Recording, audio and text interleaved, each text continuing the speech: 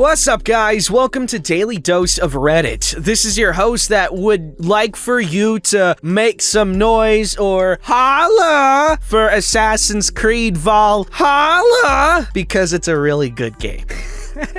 Zach, and today's subreddit is r/EntitledPeople. And I don't know about you, but I'm really starting to notice my Viking genetics. Because right now I've got a decent sized beard. Not my little dude though, he doesn't have a beard, as you can see. But maybe I'll have a bearded one done. I look like freaking Kratos or something. Because that's how badass I look. I wish. Alright, my Dranger. This story's called Entitled Sister Steals Cats and Nearly Kills Actual Sister. Okay, this story is sorta complicated, so I'll try to make it as clear as possible. First off, I have no frickin' idea what this woman was even thinking, but apparently that's par the Karen course. Cast: Petunia, Entitled's mother/half-sister on dad's side. Lily, older half-sister from mom's first marriage and the only sister whom I was raised with. Parents. Me, the avocado. Okay. To start this story, you need some background. My father had a best friend whom he had known for years. Friend is sterile, asks dad for donation. Dad agrees under the circumstance that he not be involved because he was already with my mom and had the above-mentioned sister. Friend agrees, donation happens. Petunia is born and friend dies when she is 4 months. Oh my god. Okay. Just glossed over. Petunia's mother remarries very rich man and all is well in the world. Fast forward 16 years and Petunia finds dad on the Book of Faces and demands to see him. He's careful, tries to get a hold of her mother. No dice, but tells her if she wants to meet, then her mother must approve it and sets up a place to meet. Well, Petunia shows up with a bunch of bags and dad watches a car drive off. Petunia has lied and her parents have dumped her on us for the summer. She spends the entire summer making mother, dad, me, and sister miserable because we can't afford the things she's used to. Any attempt to call mother is ignored because they're on vacation in Europe. Dad doesn't want to call the police because he feels bad for Petunia. Petunia leaves and we think she'll stay away. Nope! She shows up 3 years later with a baby and tries to get Lily to babysit because you're the eldest, you're old enough to have kids on your own, so this will be like practice for you. Lily declines. She doesn't actually like children and says something along the lines of, the only babies I will ever care for is them, meaning her cats. Petunia refuses to accept this and keeps hounding us all to babysit because family. Lily flat out tells her, you're not my family. You're just my stepfather's daughter. You can't pull that card on me. I said no and I mean it. We think that's the end of it because by now, no one is wanting to babysit, which leads to angry rants on the Book of Faces about how we're ruining her life and keeping her from enjoying her youth because we're so selfish. Again, this is ignored, but not for long. 2 days ago, Petunia showed up at the house claiming she wanted to talk to dad. He was busy and no one else was home, so he told her to wait in the living room because he would only be gone a few minutes. Apparently, this was long enough for Petunia to grab my sister's cats and leave. Dad said he came back and was shocked she was gone, but shrugged it off. Mom and sis came home an hour later, and when Dad mentioned the visit, they all thought it was weird. An hour later, I have come home and my sister is frantically looking for her cats. I assumed they got out when Petunia came over. She let them out. And we're looking around the trees and calling for the furballs. Sister is having a full-on panic attack, and Dad ends up calling an ambulance because she passed out. Sister has bad anxiety. Sister ends up in the hospital. Mom stays with her, and Dad keeps looking for the cats. I'm keeping in contact with Mom via text, and she lets me know Sister is being admitted for observation. Dad and I are frantic because we know if we don't find the cats, or worse, find them dead, Sister doctor may go downhill. We were lucky though, as not too long after we had just about given up hope, we get a call from my older brother. Turns out, Petunia had taken the cats to the Humane Society, the same one he worked at, and was claiming the cats needed to be put down immediately. He didn't see Petunia turn them in because he was in the back, but he recognized the fuzzballs and was able to get Dad to come down and claim ownership of the cats. Now Dad is working on filing a lawsuit and a police case for stolen property, and the harm this did to my sister. The icing on the cake was when Dad texted Petunia to ask why she did it, and her claim was, "Because now Lily can babysit without worrying about those horrible creatures." See? Yikes. Okay, wait. How did she actually almost kill actual sister? Whatever the title said. Does it mean like, oh, it's killing me that I don't have my cats? Like that? I mean, I'm just asking for clarification because I'm a stupid boy. Anyway, Lily's messed up. Or not Lily. What's her name?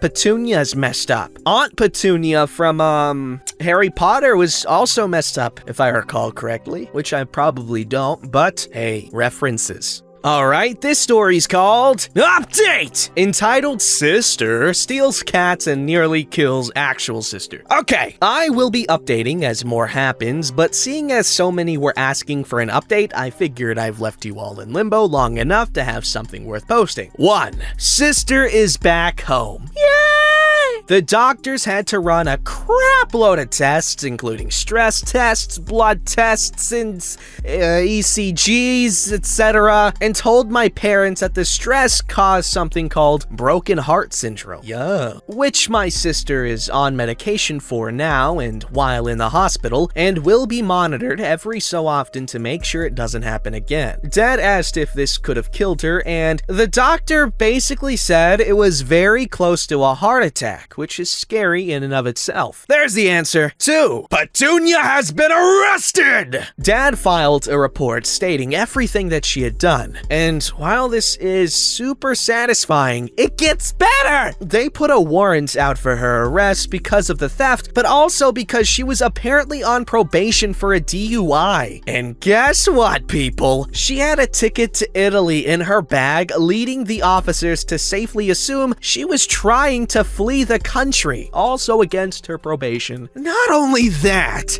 but my brother was able to go back to the Humane Society and get the login sheet for the day she turned in the cats. She signed my sister's name! So now we're looking at a possible case of fraud, assuming not actually proven yet. 3. A restraining order has been put into the works, with every member of my immediate family being placed on it so that she cannot contact any of us in the future. 4. Her mother and stepfather are threatening to sue us for harassment, since apparently it's our fault she's now held in custody. Sarcasm. That wasn't used properly. 5. All forms of social media that me and or my siblings or parents use has been locked down or downright deleted because we don't actually trust her or her parents not to try and sneak in using fake accounts. I'll give more details as they come up. Thank you for your time. Bows. That's the sound effect of someone bowing. Don't ask me how I got it. It's spot on, and you probably guessed what I was going for as I was doing it. I don't know how I do the things I do. I blow my own mind. But anyway, hope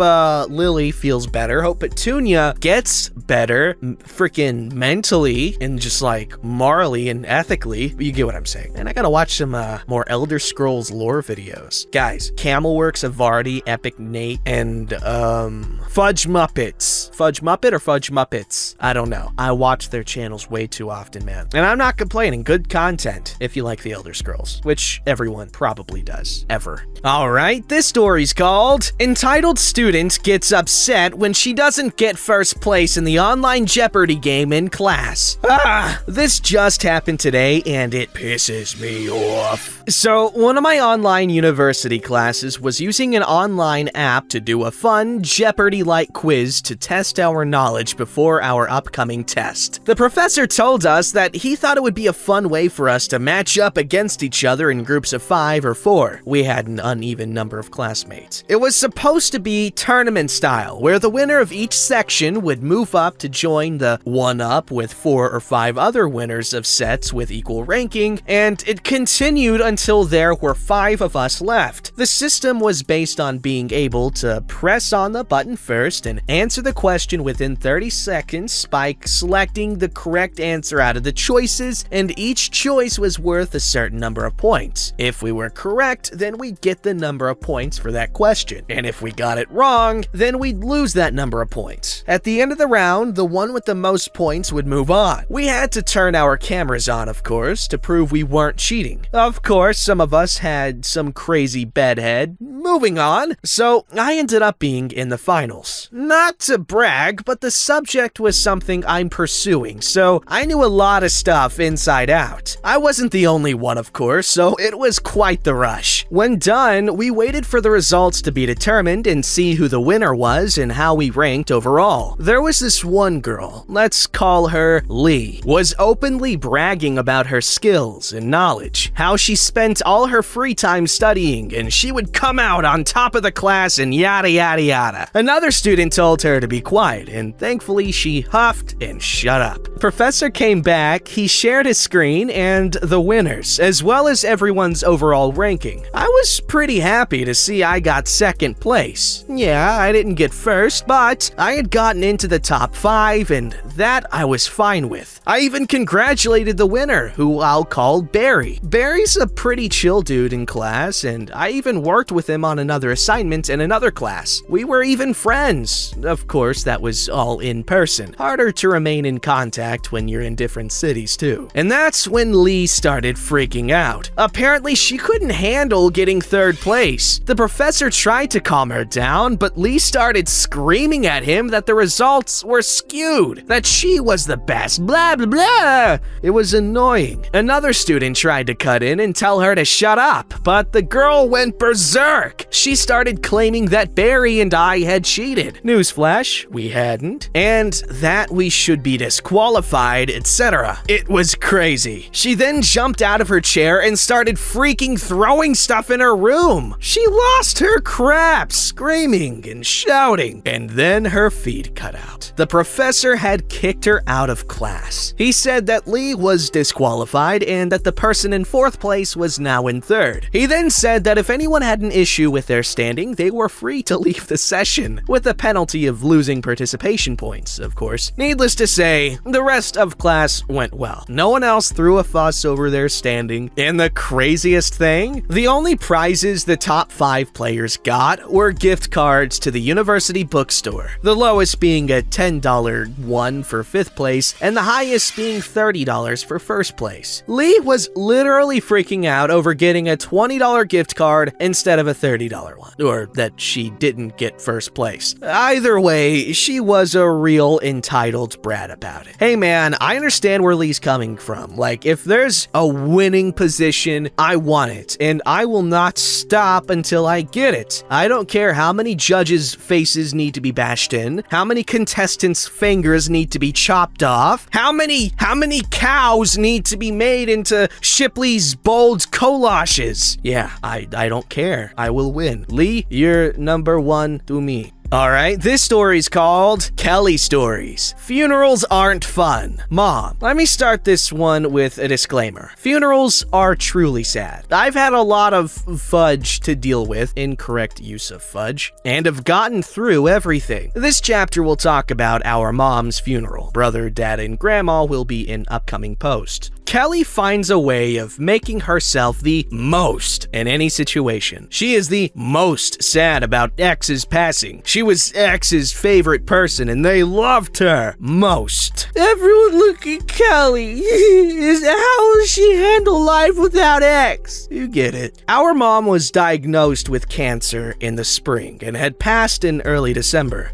Kelly and I were in our early to mid-20s. Our dad was devastated. Our Our grandma was lost. My mom was her youngest. I had a newborn. Kyle and his wife also had a newborn. The day Mom passed, Dad, Grandma, and Kelly were home. Mom had my dad ask Kelly to take Grandma out to eat and a ride just to get them out of the house. When they were gone, she asked Dad to call me to come over. I made it about 5 minutes after she was gone. My uncle, Dad's brother, came over to console Dad. Dad had been instructed that when Mom was gone to call the home hospice duty nurse, and as soon as my uncle arrived, he did. I don't know what they said to each other, but soon Dad said they needed to speak to me. I was told that my mom had told them that I would be the only one to handle everything, to come with a level head. I call all the extended family, let the funeral home know that Mom had passed, and arrange for pickup, and much to my chagrin, positioned my mom so that the funeral home could move her easily. That was difficult. Now for Kelly. When she gets back home, she was told why she needed to leave the house. Mom didn't want an audience for her death. Kelly knows what has happened and literally throws herself on the porch and starts screaming. Grandma told her to get her ass up and get in the house. Even in her grief, Grandma wasn't taking Kelly's crap. So Kelly walks in the front door and again throws herself on the floor, crying and carrying on. I do believe she was upset, devastated even, but her outburst just left everyone feeling salty. The following day at the funeral home, Kelly didn't like anyone's choices about anything. Mom didn't have life insurance, and Dad was paying for everything himself. Kelly didn't like the casket, and even after it was draped in a beautiful floral arrangement that would have made a cardboard box lovely, she didn't like the remembrance handouts, the flowers, the music. Dance music was never going to be an option, Kelly! The day of the funeral, there was a short visitation before the service. Closed casket at Mom's request with pictures of Mom everywhere. Kelly complained that she should have more pictures than anyone because she was the favorite after all. No one paid any attention. During the visitation, every time someone approached me or my brother to offer their condolences, Kelly would burst out of nowhere and intercept them and cry on their shoulder, even if she didn't know who they were, like our bosses. During the service, she wailed and carried on the loudest,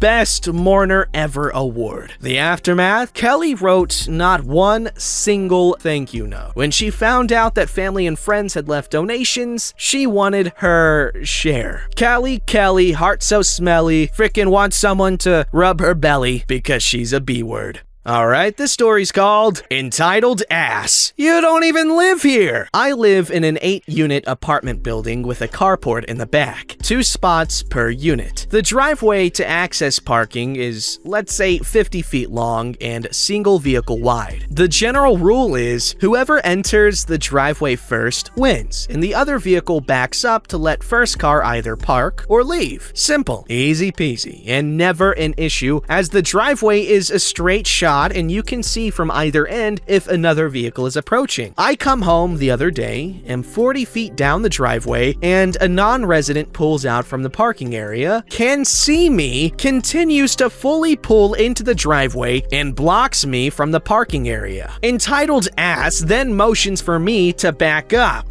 No dude. I return the gesture for him to back up. He again gestures for me to back up like he's in a hurry. Dude, I am not backing up 40 feet when you can and should back up 5 feet. Entitled Ass won't move, just keeps gesturing for me to back up. F it! I put my car in park, put my elbow on the window ledge, and rest my head on my hand. Entitled Ass got it, then backed up, then gave me a glare as I drove past.